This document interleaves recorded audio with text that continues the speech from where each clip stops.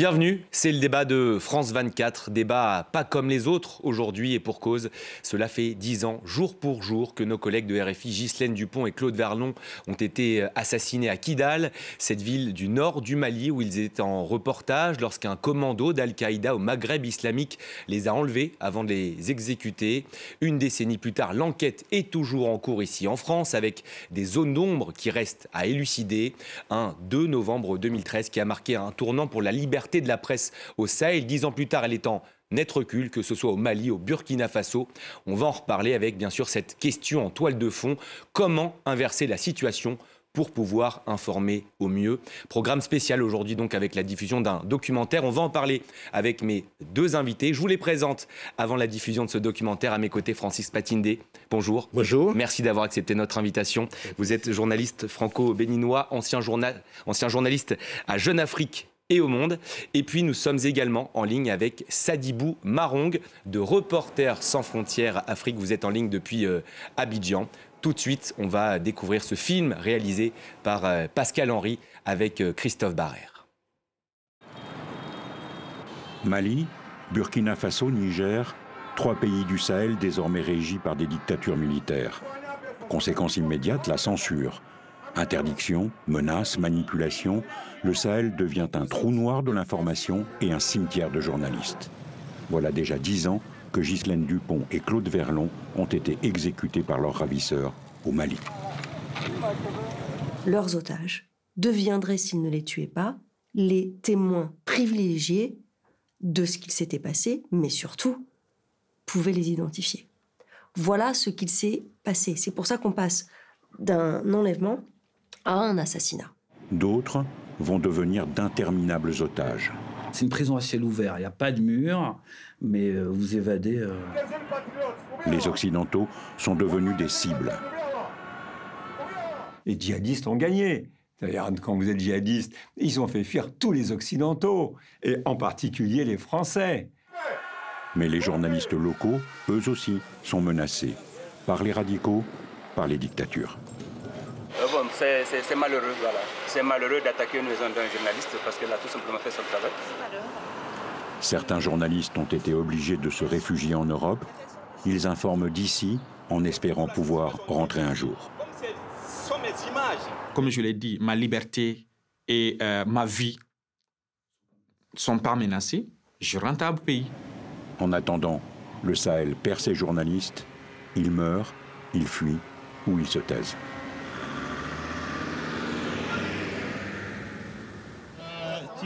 En Afrique, aujourd'hui, il y a encore quelques pays où on peut toujours manifester pour la liberté de la presse, comme ici, au Sénégal.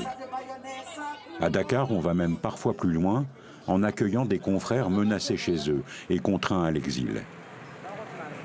Ils sont une dizaine, venus du Mali et du Burkina, qui ont dû fuir les militaires.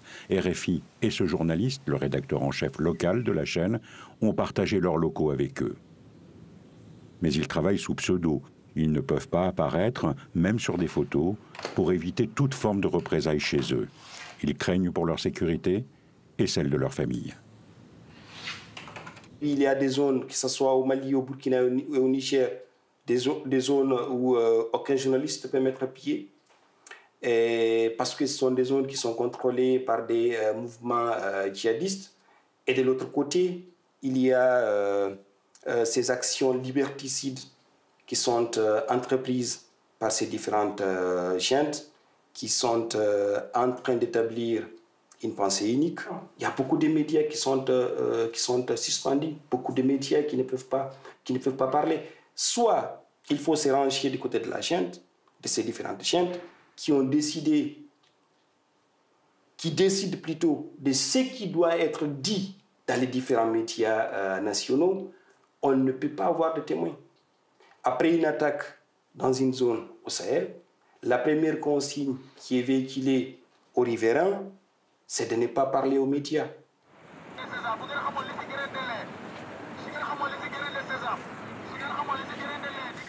Dans un Sahel aux couleurs kaki, informer est devenu impossible.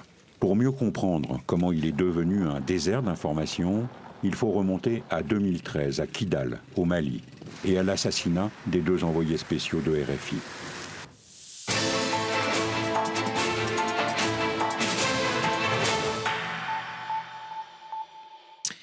Édition spéciale sur France 24. Bonjour à tous, bienvenue. Il est 19h à Paris. Il y a une demi-heure, nous avons appris la mort de 2 journalistes français enlevés à Kidal au Mali. Claude Verlon, Ghislaine Dupont. Confirmation du Quai d'Orsay à Paris. Le ministère affirme que les 2 reporters avaient été enlevés dans cette ville, donc à l'est du Mali. Stupeur dans les rédactions. Les 2 envoyés spéciaux s'étaient rendus dans le fief des rebelles touaregs du nord du Mali pour suivre les élections présidentielles en cours en ce mois de novembre 2013. Dans un de ses derniers papiers pour RFI, Ghislaine Dupont laissait transparaître son affection pour ce pays et ses habitants. Dans un paysage désertique, chauffé à blanc par le soleil, voilà Kidal. Carrés et rectangles de pierre surgissent du sable. Ce sont les maisons, tel un décor sur une scène de théâtre. Le vieil Intala reçoit dans sa cour, sous les arbres, entouré d'une forêt de chèches qui abrite membres de sa famille et notabilités du coin.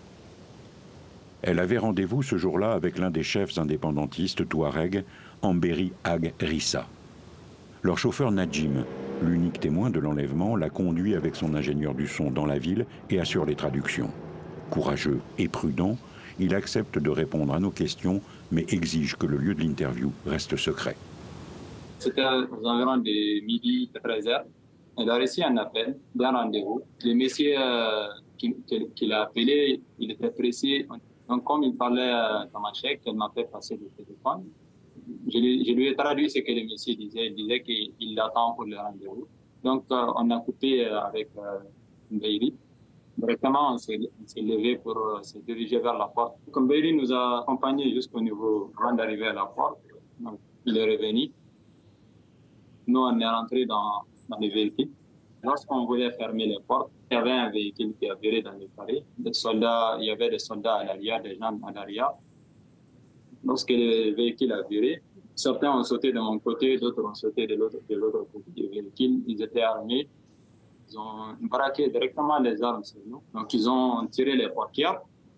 Les 2 journalistes ont fermé, ils ont verrouillé leurs portières. Donc, ils sont rentrés vers mon côté, le côté de l'arrière, là où il n'y a personne. Elle les a parlé. Elle les a dit, si vous voulez de l'argent, j'ai de l'argent. Elle a enlevé de l'argent dans son sac. Prenez l'argent, laissez-nous. Ils ont tiré un coup à l'air. Et je me suis dit que c'était vraiment dangereux. Ils m'ont fait descendre face contre terre. Donc après, ils ont tenu une arme sur moi. Bon, c'est ce qui s'est passé après, je ne sais pas, j'étais à terre. Imaginez qu'ils ont été kidnappés, c'est tout. Ils ont enlevé Ghislaine et Claude devant le domicile de ce vieux sage touareg Ambéry. Ils n'ont pas hésité à tirer en l'air pour obliger Ambéry à rentrer chez lui. Donc s'ils avaient voulu tuer, c'était pas le bruit qui les gênait, ils l'auraient fait là. Non, ils les ont pris, ils les ont emmenés, et c'est seulement à 12 km après une panne de voiture qu'ils les ont tués. Dans les jours qui suivent, l'état-major de RFI se rend à Bamako pour raccompagner les corps à Paris.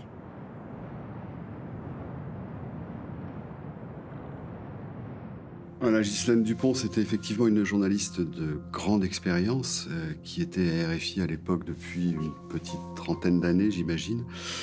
Après avoir eu des expériences notamment à Médien, la radio francophone au Maroc. Quand elle a rejoint RFI, elle a très rapidement rejoint le service Afrique et elle s'est spécialisée sur l'Afrique. Avec quelques pays de prédilection. En premier, on pourrait dire le Mali, dans les années 90. Ensuite, la Côte d'Ivoire. Elle a beaucoup travaillé sur la Côte d'Ivoire. Elle était devenue une grande spécialiste, peut-être la spécialiste, ou la meilleure spécialiste, disons, en France, de la République démocratique du Congo, ce qui lui avait valu certains ennuis. Elle en avait été expulsée par le régime du président Kabila. L'assassinat des 2 envoyés spéciaux déclenche une enquête judiciaire française. Objectif : retrouver les auteurs et surtout leur motivation. Il y a bien eu une revendication des assassinats et une condamnation très générale du colonialisme français, mais c'est tout. Sur place, les militaires mènent à l'époque des opérations anti-djihadistes à la demande du gouvernement malien, Ce sont eux qui découvrent les journalistes assassinés à côté de ce pick-up. Ils transmettent les pièces à conviction à la justice. Plusieurs membres du commando d'Al-Qaïda au Maghreb islamique seront par la suite abattus par l'armée française, mais 10 ans plus tard, l'instruction est toujours en cours. Ce qu'il s'est passé, pourquoi est-ce qu'on passe d'un rapt, d'un enlèvement à un assassinat? Ce que l'instruction a démontré, c'est que le pick-up avait de grandes difficultés à rouler, à accélérer, et était finalement en train de tomber en panne. À partir de là, les ravisseurs savaient très bien qu'ils allaient être rattrapés. Et leurs otages deviendraient, s'ils ne les tuaient pas, les témoins privilégiés de ce qu'il s'était passé, mais surtout, pouvaient les identifier. Voilà ce qu'il s'est passé. C'est pour ça qu'on passe d'un enlèvement à un assassinat. Et donc, les corps de Ghislaine Dupont et Claude Verlon vont être retrouvés. Je crois qu'il est 14h25 quand on les retrouve. Ils n'ont pas eu le temps de demander une rançon. Mais on sait très bien qu'à l'époque, AQMI fonctionne comme ça. Et ne fait que rançonner. Cherche des otages parce qu'elle cherche de l'argent. Ils étaient dans un terrain extrêmement miné, sauf que c'était des journalistes aguerris et donc ils voulaient comprendre ce qui se passait. Et on ne pouvait comprendre qu'en allant interviewer directement les gens à Kidal, parce qu'encore une fois, les acteurs sont tellement nombreux que c'est pas en restant près de la Tour Eiffel qu'on va comprendre ce qui se passe à Kidal. La poussée islamiste embrase toute la région.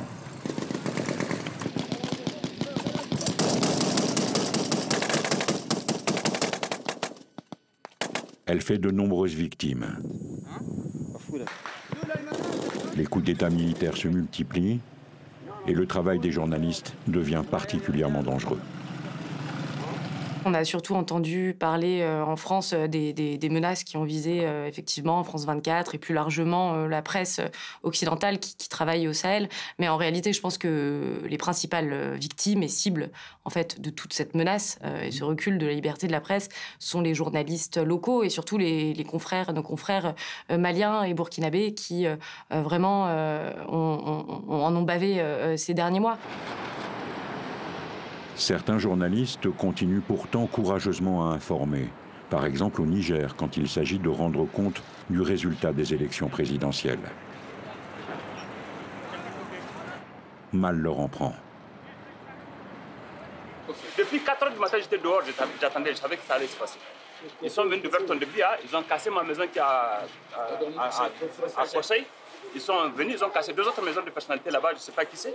Ils sont venus vers 10 h, voilà, ils m'ont trouvé, donc j'ai assuré tout le monde, voilà. Moi, je n'ai rien fait aux gens de Lumala, je n'ai rien fait.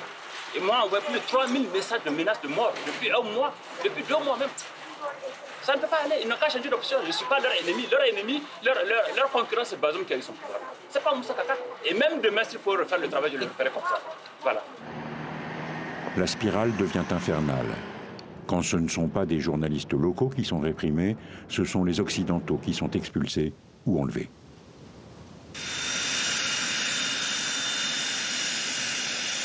« 20 mars 2023, un Falcon de la République française se pose sur la base de Villacoublay. Il rapatrie du Niger Olivier Dubois, un journaliste français. Heureux, malgré 711 jours de captivité. Installé depuis plusieurs années à Bamako, la capitale du Mali, correspondant pour Libération et Le Point, il tentait de faire son métier de journaliste. Il est allé au contact des djihadistes. Le 8 avril 2021, au matin, je prends un avion, j'atterris à Gao à peu près, je crois, aux environs de midi, quelque chose comme ça. Et le rendez-vous est fixé pour 13h30. Je vois mon fixeur, on va dans l'hôtel où je suis censé dormir, parce que je ne reviendrai que 2 jours plus tard sur Bamako.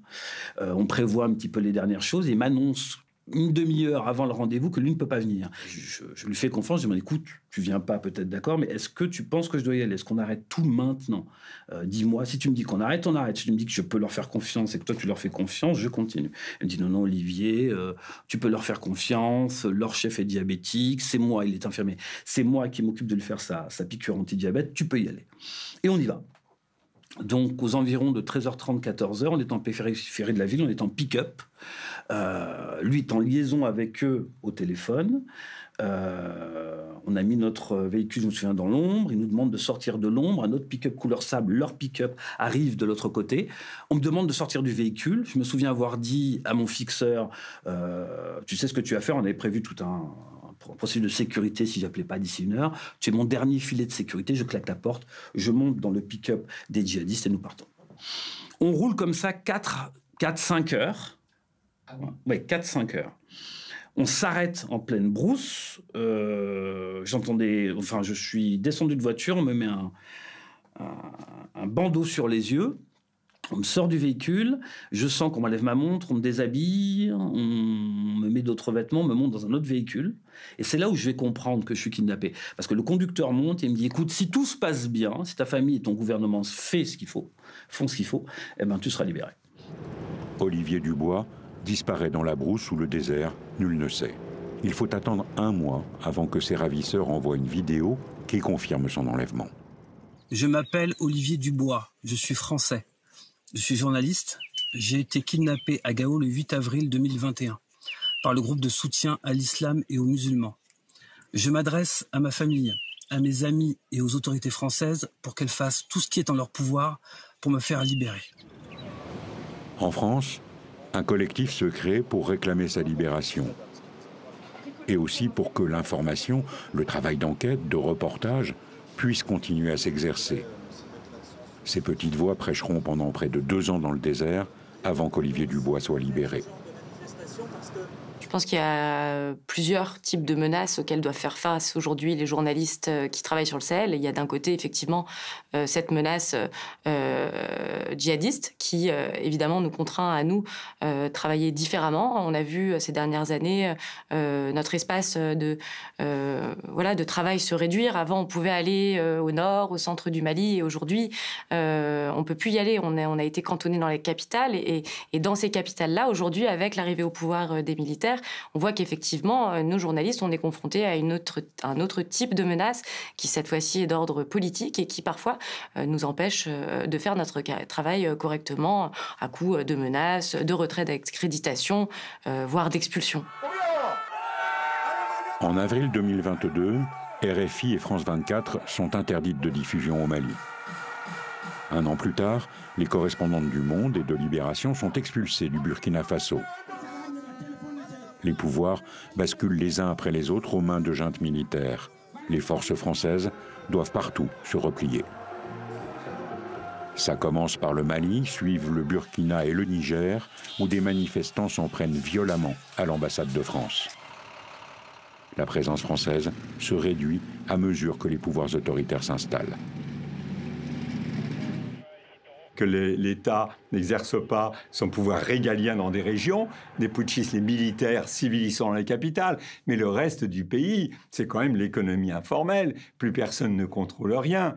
Dans le domaine de la justice, l'éducation, etc., tout ça a volé en éclats. Il suffit de regarder une carte du Quai d'Orsay, tout est en rouge. Ça ne me fait pas plaisir de le dire. Mais depuis, entre la Mauritanie jusqu'au Soudan, les djihadistes ont gagné. C'est-à-dire, quand vous êtes djihadiste, ils ont fait fuir tous les Occidentaux, et en particulier les Français. C'est pour ça qu'il faut voir ça, qu'il ne faut pas voir ça que du côté français. Encore une fois, je pense que même des journalistes allemands, belges ou autres, ils ne peuvent pas aller se balader non plus dans ces pays, même s'ils peuvent travailler. C'est vraiment l'ensemble des Occidentaux qui ont été chassés de toutes ces zones. Les seuls blancs à s'être installés dans ces zones sont russes. Ce sont les mercenaires de la milice Wagner. Ils se sont implantés d'abord en 2018 en République centrafricaine, où on les soupçonne d'avoir très vite éliminé des journalistes gênants, 3 Russes, abattus en pleine brousse. Puis, ils ont essaimé à Bamako, à la demande de la junte au pouvoir en 2021. Malgré la mort de leur chef, Yevgeny Prigojine, ils y sont toujours. C'est Malik Konaté qui a tourné au Mali ces images des mercenaires russes de Wagner et de 7 activistes. Ben le Cerveau, le leader du groupe Hierolo, pro-russe et pro-Wagner. Pour moi, c'est tout à fait normal quand on demande à un journaliste de faire un reportage.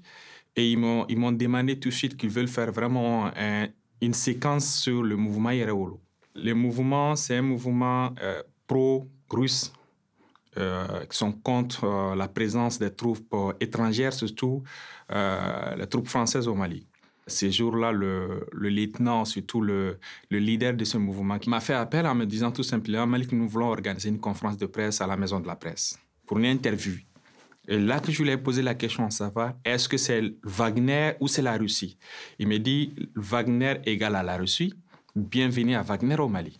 Le lendemain, j'ai vu sur les réseaux sociaux pas mal de messages, de haine, d'harcèlement, que ce soit des appels téléphoniques, que ce soit aussi des messages vocaux, le groupe WhatsApp, pour me dire si on t'attrape, on va te tuer.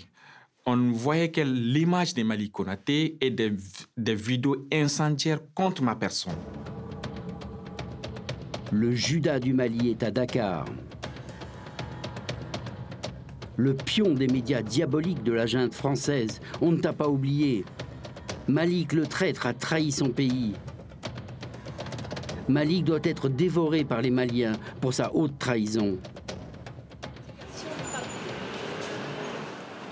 Il s'est réfugié très vite à Dakar, puis à Paris, où il est soutenu par Reporters sans frontières et milite, comme Olivier Dubois, pour la liberté de l'information. L'association a publié un rapport en avril 2023 qui pointe les dangers menaçant les journalistes dans cette région d'Afrique et la censure toujours plus forte qui s'impose. Quand une dictature s'installe, la première des choses qu'il faut bannir, c'est la liberté d'expression. La liberté d'informer, la liberté de s'informer.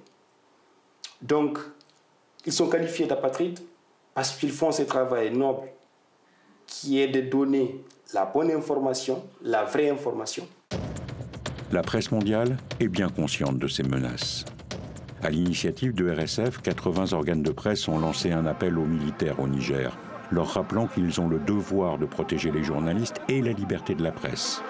Un rappel qui est resté pour l'instant lettre morte, comme au Burkina et au Mali. Pourtant, les journalistes sont bien décidés à continuer à se battre. Je me suis dit d'observer à distance la situation du pays, continuer à travailler en tant que journaliste et aussi travailler sur le Mali, de ne pas abandonner, de ne pas faire comme les autres, quitter le pays, se taire et couper le pont. Parce que je me suis dit quand même, le Mali c'est mon pays. Si j'ai les moyens aujourd'hui de retourner au pays, je vais rentrer au pays. Depuis que je suis là en France, je ne cesse de prêcher, je ne cesse de dire ça. Même si d'autres me disent non, il faut rester ici. Je dis non, je vais juste attendre que la situation se calme au pays pour rentrer. Lui et d'autres savent que c'est indispensable pour que le Sahel ne soit plus un désert de l'information et pour mettre un terme à l'impunité des crimes commis contre les journalistes. Voilà pour ce document. On va en parler, tenter également d'aller plus loin avec mes deux invités. Je vous les représente en plateau ici à mes côtés, Francis Patindé.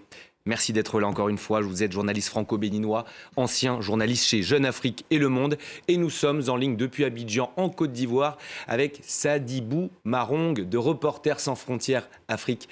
Merci également à vous d'être là.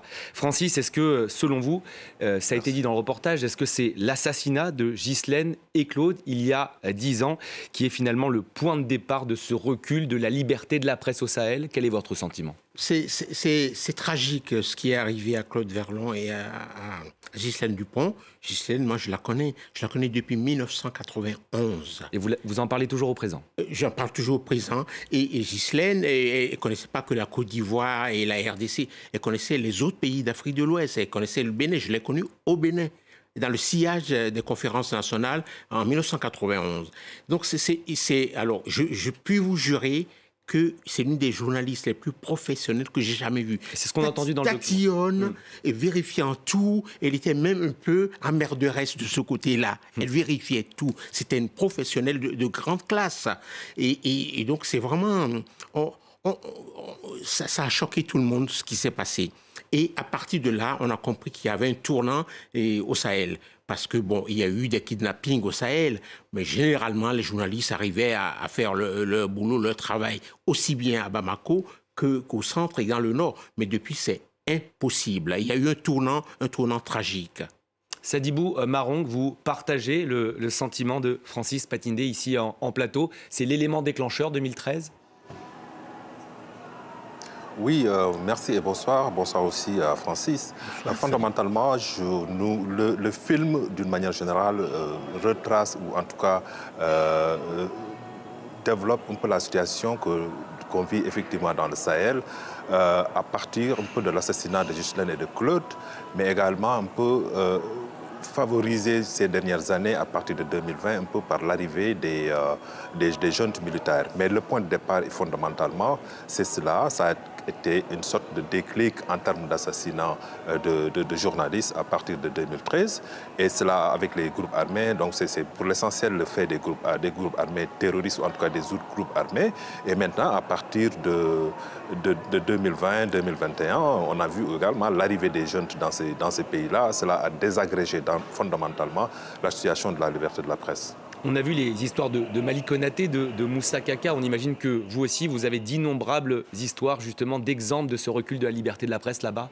Oui, ça c'est sûr, parce que c'était une région vraiment pleine de promesses, parce qu'il y a eu des alternances démocratiques là-bas dans les années 1991-92.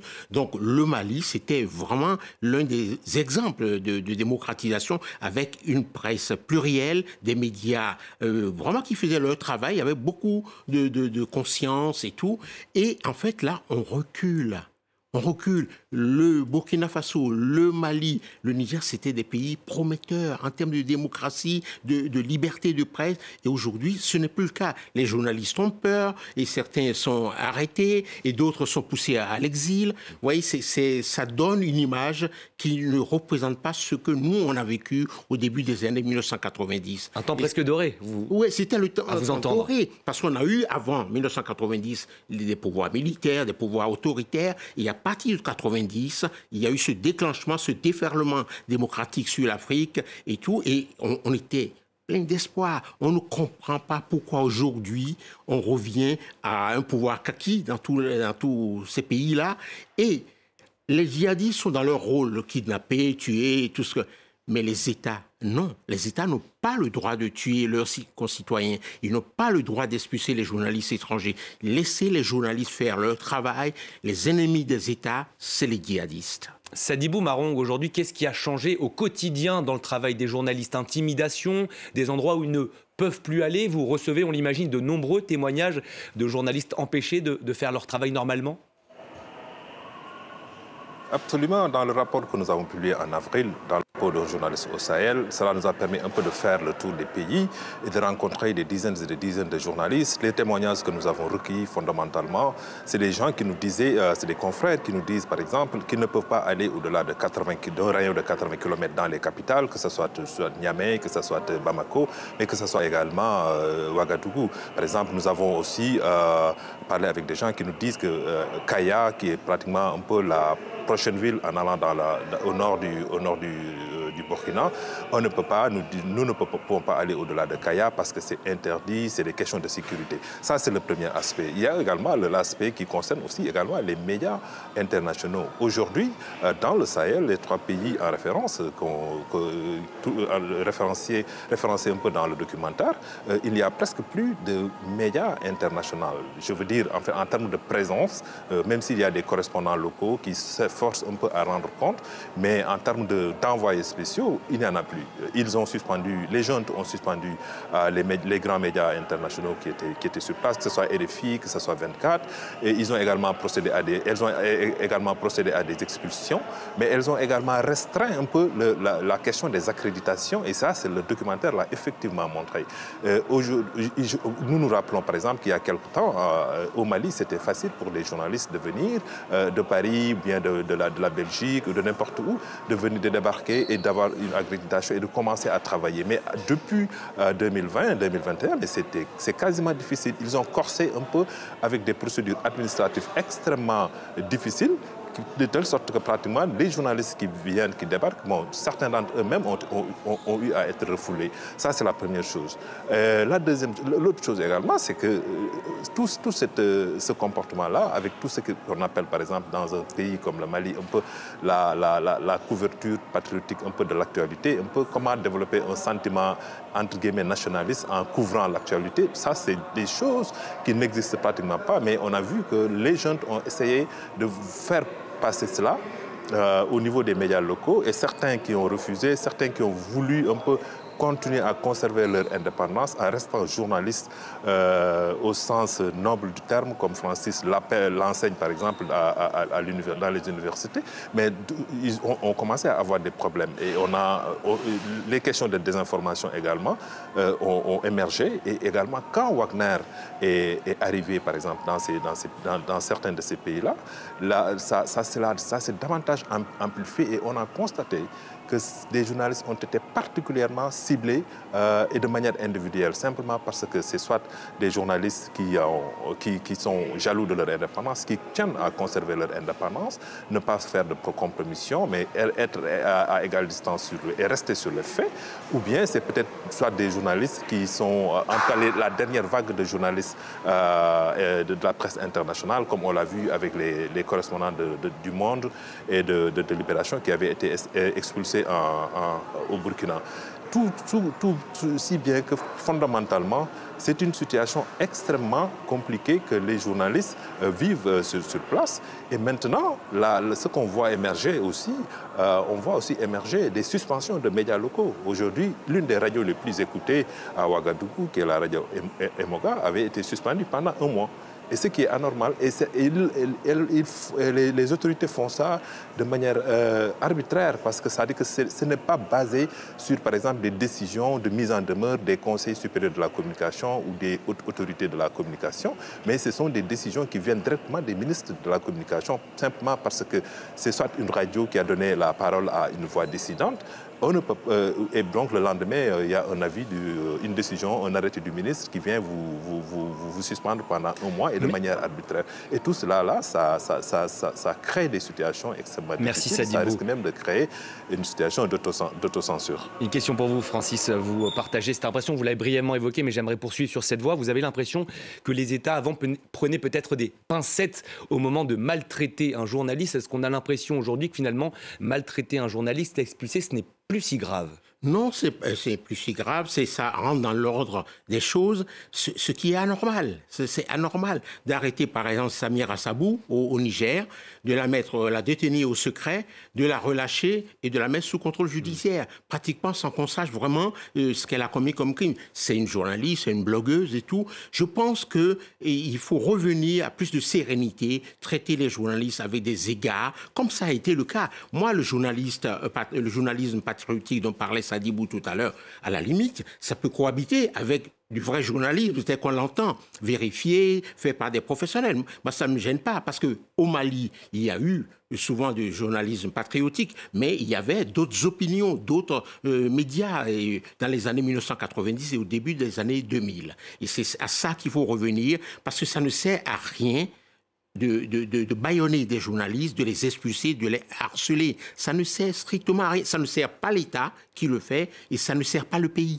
Sadibou Marron qui parle souvent d'ailleurs du Sahel comme une zone qui devient une zone de non-information. Ça veut dire qu'il y a encore des endroits où on peut informer correctement ?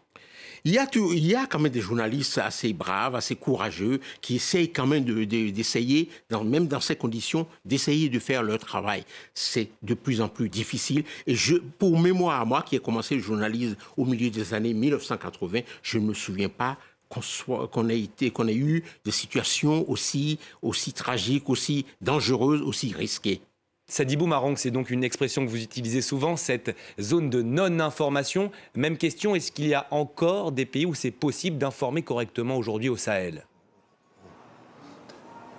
Fondamentalement, ça c'est une crainte d'aller un peu vers une zone un désert de l'information, pour reprendre un peu le titre du documentaire, ou bien une zone de non-information. Mais je pense qu'un peu pour ajouter à ce que le doyen Francis Patindé dit, je pense qu'il y a aussi quand même les médias de la résilience, un peu de la résistance. Et ça, c'est quand même quelque chose à saluer au Sahel. Et de plus en plus, on voit l'émergence, même pour collecter de l'information dans des zones interdites. On a vu des médias locaux faire l'effort de faire venir des sources dans des endroits beaucoup plus sécurisés pour collecter de l'information.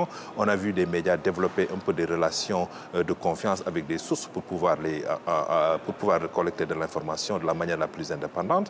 On a vu également un peu tout ce qu'on appelle un peu les studios, que ce soit Yafa au Burkina Faso, Omega ou également au Burkina, que ce soit Kalangu au Niger, et que ce soit même le Journal du Mali, que ce soit également même Mikado aujourd'hui, qui est en train même de disparaître parce que la MINUSMA va disparaître. Donc on a vu quand même des exemples de résilience extrêmement intéressants avec des journalistes locaux à qui il faut fondamentalement rendre hommage, qui pensent que c'est important pour eux de rester journalistes, qui pensent que c'est bon pour eux de rester journalistes et de coller aux faits, et malgré un peu les menaces qui peuvent venir, un peu, soit des groupes armés, soit un peu des jeunes avec des injonctions à gauche et à droite, ou souvent avec des lois liberticides.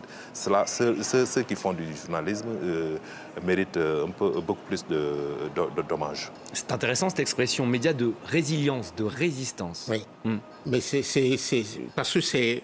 L'instant, c'est l'atmosphère, c'est la nouvelle donne qui requiert ces appellations et des journalistes qui résistent, qui savent qui s'entêtent et qui disent on va faire notre boulot, quelle que soit la difficulté. Vous savez, c'est dans ces moments d'ailleurs qu'on peut faire du vrai journalisme parce qu'on a face à soi un État omnipotent, on a des djihadistes qui sont sans foi ni loi.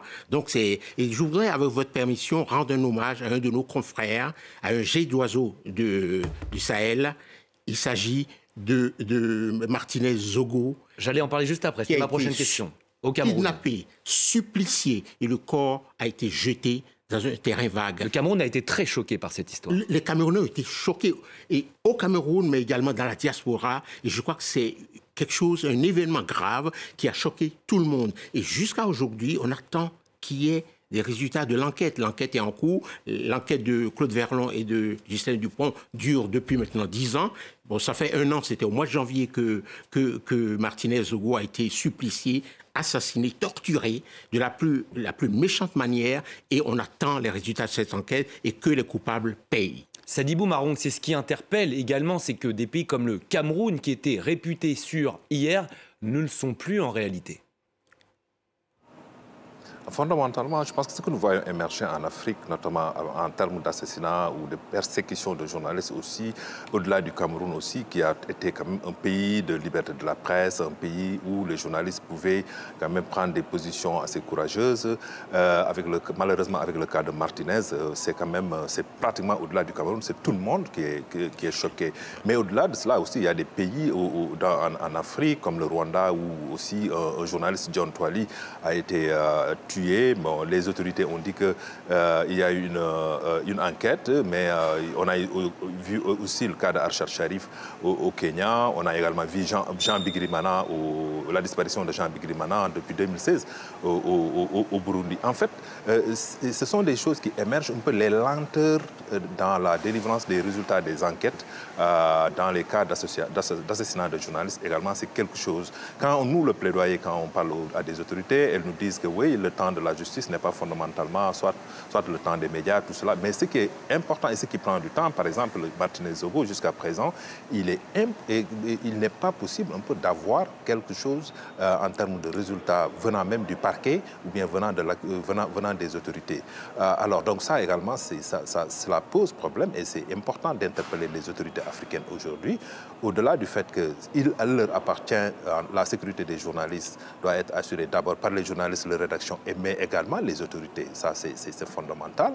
Et que quand il y a des problèmes, en termes d'agression, en termes d'assassinat, ou bien on ne le souhaite pas, mais en termes de quand quelque chose de méchant se produit contre des journalistes, il faudrait fondamentalement que les enquêtes-là soient ouvertes, et après qu'elles sont ouvertes, mais qu'elles puissent aussi aboutir à ce que les auteurs soient identifiés et punis.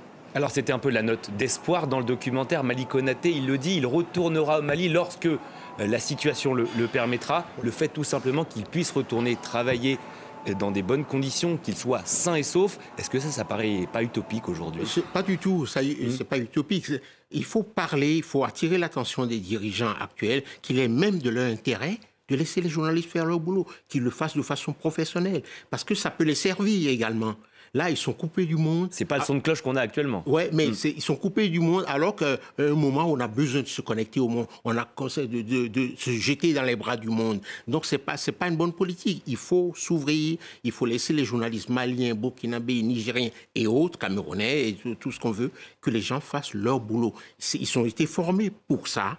Et ce n'est pas à des jeunes de leur dire voilà comment on fait le métier de journaliste. Il faut les laisser libres. Ils ont le droit de vivre, de travailler au pays. On entend votre attente légitime. Est-ce qu'on peut néanmoins être optimiste pour les prochains mois, prochaines années, vraiment? Vous savez, on a connu en Afrique des régimes durs. Et dans les années 60, on a connu, vous savez, le fil de l'histoire, vous ne pouvez pas l'arrêter. C'est sûr, dans un monde aussi connecté, aussi où tous les jeunes sont sur les réseaux. Vous nous dites que ça peut bouger très vite? Oui, vous ne pouvez pas arrêter la liberté, ça peut bouger très, très, très, très vite. Et justement, peut-être sur les réseaux sociaux, c'est peut-être un espace où elle peut s'exprimer justement librement? Mais ça continue de s'exprimer sur les réseaux sociaux. Et donc les gens... En fait, les dirigeants ne comprennent pas ce que c'est que le journalisme. Même dans les pays bien structurés où le journalisme fonctionne, ils ne savent pas. Quand vous discutez avec eux, vous êtes étonné par leur méconnaissance, leur ignorance du fait journalistique. Ils ne savent pas ce que c'est. Il va falloir les former. C'est pour ça. Sadibou Marong, est-ce qu'il y a aussi chez vous cette note d'optimisme pour les mois, pour les années à venir dans les pays dont on a parlé, notamment au Sahel? Fondamentalement, je pense que la question de la liberté de la presse est quelque chose qui ne peut pas s'arrêter simplement parce que nous sommes en face un peu d'un Sahel aux couleurs kaki, comme le décrit le documentaire. Je pense que fondamentalement, il faut, les autorités, même si elles sont très fermées, elles méritent un engagement mutuel, un engagement continu avec la société civile, avec les organisations de défense de la liberté de la presse. Mais c'est aussi dans l'intérêt même de leur pays. Parce que tout ce qui se passe, c'est-à-dire qu'aujourd'hui, si on prend les 3 pays, même s'il n'y a plus de correspondants internationaux de la presse internationale, de la presse étrangère aujourd'hui, mais ce sont des pays qui sont très bien couverts aujourd'hui. Qui sont très bien couverts, soit que ça soit par France 24, que ça soit par RFI. Ça veut dire que les médias qui sont expulsés du pays sont parvenus à mettre en place un peu des réseaux d'information extrêmement intéressants qui leur permettent d'avoir des informations, et souvent des informations de premier mai. Et cela également, c'est des marques de progrès. Et c'est aussi important pour les autorités de savoir un peu comment leur pays sont vus au niveau international à travers une presse plurielle, mais également avec d'autres angles de traitement qui ne sont peut-être pas forcément des angles de traitement qui sont des angles officiels, que le ministre a dit ça, ça et ça et ça, mais que ça s'ouvre. C'est ça qui permet à ces pays-là de grandir sur le plan de la liberté de la presse, de la liberté d'expression et de pouvoir aspirer à à avoir de bons points au niveau du classement mondial de la liberté de la presse. Merci beaucoup Sadibou Marong d'avoir participé à ce débat. Merci à vous également. Francis, c'était très intéressant. Une courte pause et un journal arrive très vite sur l'antenne de France 24. Merci de nous avoir suivis.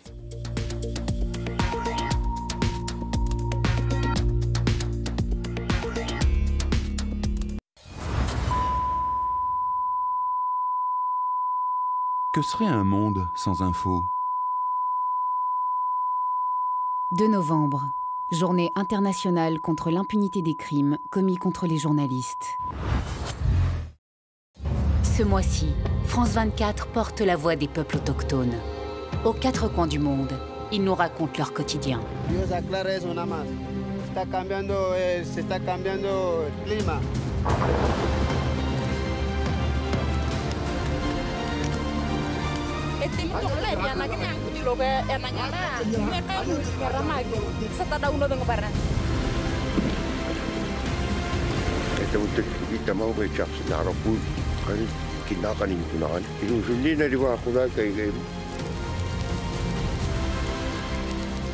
Global warning for everyone today because we're worrying now bushmills.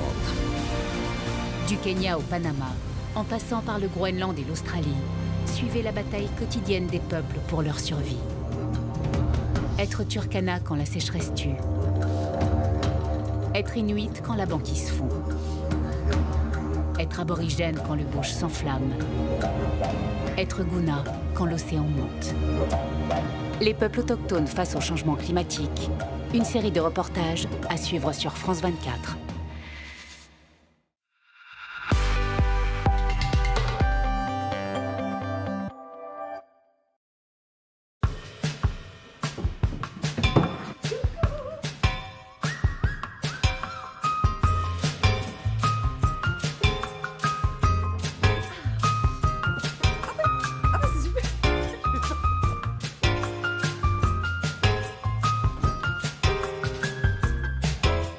L'infotri vous simplifie la vie. Pour savoir comment trier, il suffit de regarder. Rendez-vous sur quefairedemesdéchets.gouv.fr.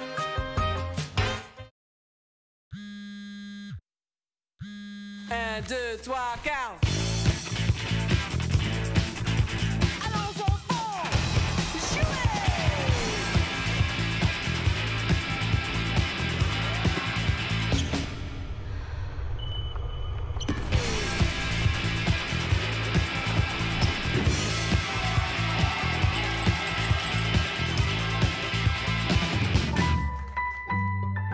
Orange.